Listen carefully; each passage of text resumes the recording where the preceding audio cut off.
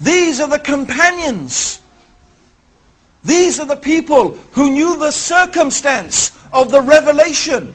Which ayah was revealed in which circumstance. They are the ones who saw the Prophet ﷺ pray. They saw him with their eyes. They saw the Prophet ﷺ fast and make hajj. And so on and so forth. So they lived with Rasulullah ﷺ. They were his companions. They were eyewitnesses to the events. They would sit and learn directly from Rasulullah ﷺ about the deen. So who could know better about Islam than his companions? It is absolutely logical that the people who would know best about this religion are the people who studied from the messenger to whom this religion was revealed. This is from aql. This is from logic. Actually, this is also the main reason why when I first became Muslim, I could never become Shia. I could never have become a Shia. Because when I first became Muslim, in fact, at the time, the Iranian Revolution was very strong. And outside the mosque where I now work, which is the main mosque in London, the Regent's Park Mosque, the Central Mosque, every week you used to have the Shia handing out a newspaper, Al-Khayran it was called. And we used to read it avidly. And we used to follow this slogan, no East, no West, Islam is the best, and all that type of stuff. Okay? And you know, Khomeini for many people was a big hero, because it seemed as if he had shown to the world that once again we could implement Islam and have an Islamic state as we thought. But so I began to study Shiism and what it was teaching and what it was saying. And the big conflict I came was the attitude of the Shia towards the Sahaba.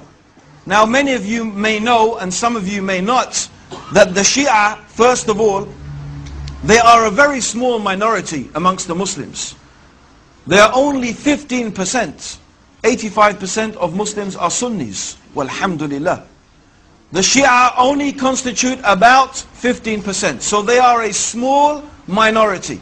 However, their claim is, amongst the many things that they say, is that the majority of the companions of the Prophet apostatized from Islam after the death of Rasulullah sallallahu alayhi wasallam.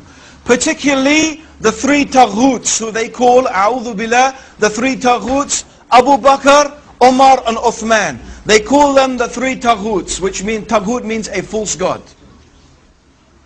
Something that anything that is worshipped besides Allah is a false god. And it could mean an unjust ruler who rules according to other than the guidance of Islam. He is a taghut.